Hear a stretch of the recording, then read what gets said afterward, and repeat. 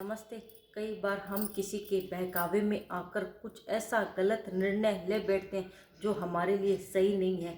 लेकिन हमें अपनी गलती का एहसास कब होता है? जब हम स्वयं का आत्मनिरीक्षण करते हैं।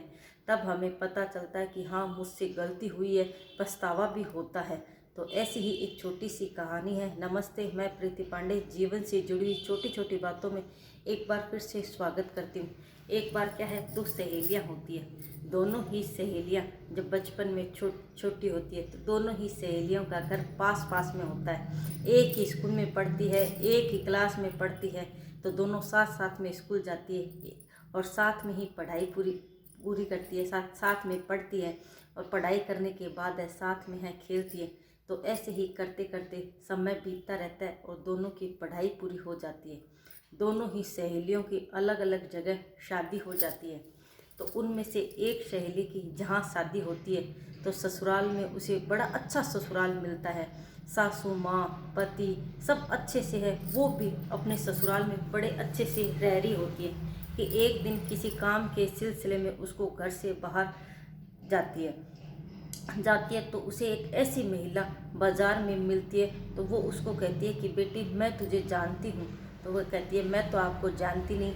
वो कहती है कि मैं तुम्हारे ससुराल वालों को भी जानती हूँ और तुम्हारे पीहर वालों को भी जानती हूँ।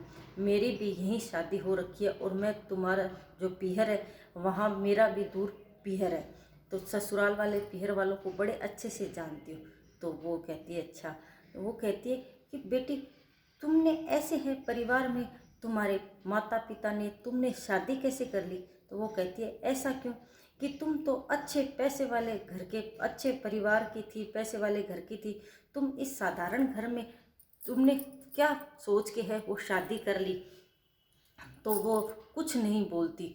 यानी कि तुम्हें तो बहुत अच्छे पैसे वाले घर के लोग हैं वो मिल सकते थे, फिर भी तुमने है वो ऐसे घर में शादी की है, पता नहीं। तो वो है ऐसा सुन के वापस जिस भी काम के सिलसिले में जाती है, सुन के वापस घर में आ जाती है। तो पर वो उस औरत की बातें जिसको वो जानती नहीं है, पर वो औरत उसको जानती है, वो सुन के है वापस घर में आती है।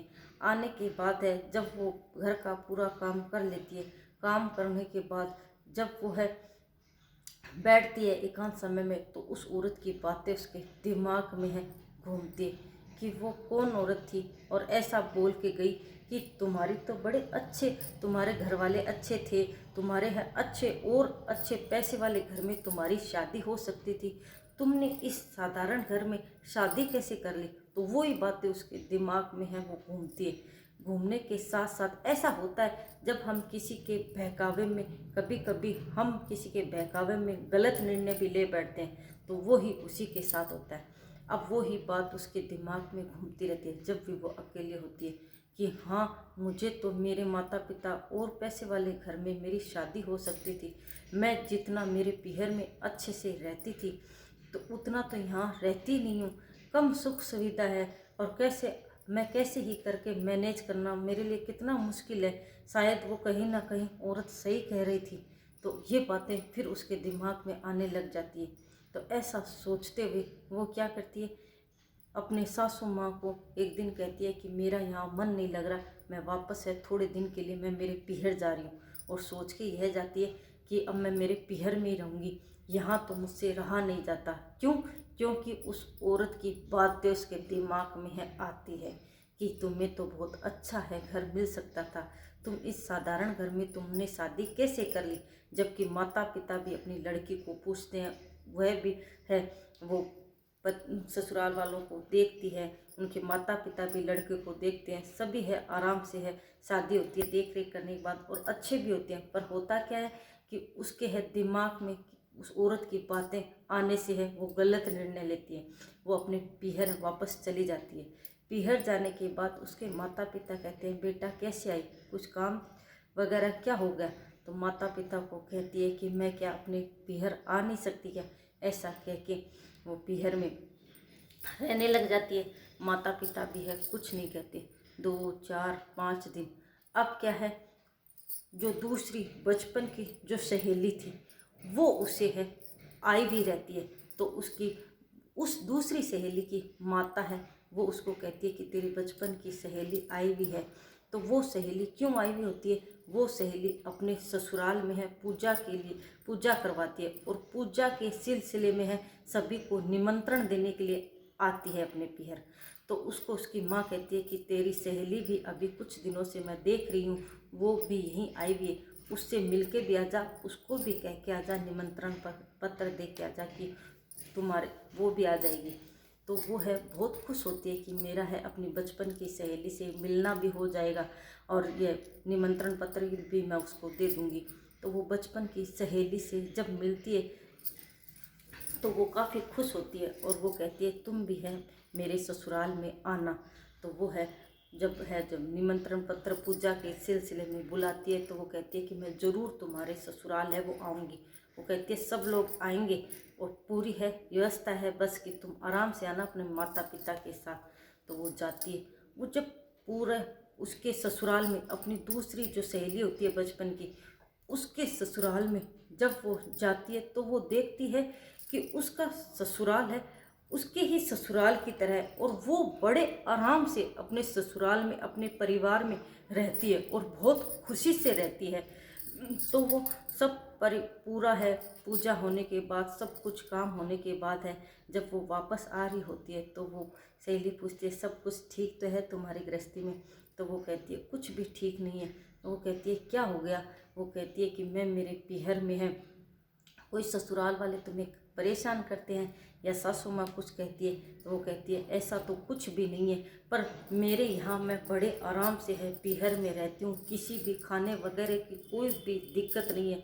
पर जो मेरे ससुराल में वहाँ इतना है, इतना ऐसो आराम है नहीं है। तो मुझे घुटन सी महसूस हुई वहाँ रहने में, इसलिए मैं यहाँ रहने लग गई। तो वो कहती है इस साधारण छोटी सी है वो बात के लिए तुमने अपना घर छोड़ दिया? तो वो कहती है कि हाँ छोटी सी बात तो कैसे हुई, जहाँ आराम से रहो वहीं तो रहना चाहिए। तो वो कहती है तुम्हें मेरी जीवन के लिए पता है? तो वो कहती है कि नहीं, कि मेरी जहाँ शादी हुई थी, मेरी यह दूसरी शादी है, मेरी जहाँ पहले शादी हुई थी वहाँ है मुझे अच्छे बहुत पैसे वाले लोग मिले थे और हमने उनको अच्छे से देखा भी था, मेरे माता पिता ने। तो हम और मैंने भी देखा था, मैंने सोचा था बहुत ऐसो आराम से रहूँगी और मेरे माता पिता ने जो मुझे देना था वो दिया भी था। पर उन लोगों की है कभी है वो डिमांड पूरी हुई नहीं। जितनी बार मैं पीहर से जाती थी और कुछ लाने के लिए कहते रहते थे और झगड़ा ही झगड़ा, हर समय झगड़ा होता था। जो मैं एक वक्त की खाना भी खाती थी वो भी है खाया नहीं जाता था। तो अंतिम फिर मुझे सोच के है यही निर्णय लेना पड़ा, वो ससुराल मुझे छोड़ना पड़ा। और आज मेरे इस ससुराल में मैं काफ़ी खुश हूँ।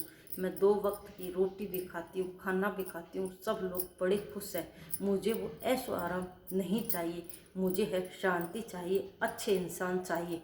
तब उस जो अपने ससुराल को छोड़ के आ जाती है जो सहेली, उसको पछतावा होता है कि मेरे तो ससुराल वालों ने कभी मुझसे कुछ कहा ही नहीं, कभी कुछ है मुझसे है ऐसे है ऊंची आवाज़ में भी बात नहीं करी। क्या ये चीज़ें हैं जो भौतिक वस्तु हैं सुख सुविधाओं की, क्या ये ऐसो आराम तो होता है? पर धीरे धीरे है सबके पास है, धीरे धीरे ही आती है। ये देखो आज इसके पास कम सुविधा है फिर भी ये ऐसे परिवार में है वो खुश है। तो उसे अपनी है वो गलती का एहसास होता है कि मैंने किसी तीसरी महिला के कहने पर अपने ससुराल को छोड़ दिया। तो वो वापस है वहाँ से पूजा का प्रसाद लेके जब अपने पीहर आती है तो वापस अटैची उठाती है और अपने ससुराल चली जाती है। तो अगर ये मेरी बातें अच्छी लगे तो वीडियो लाइक और शेयर करना। Thank you.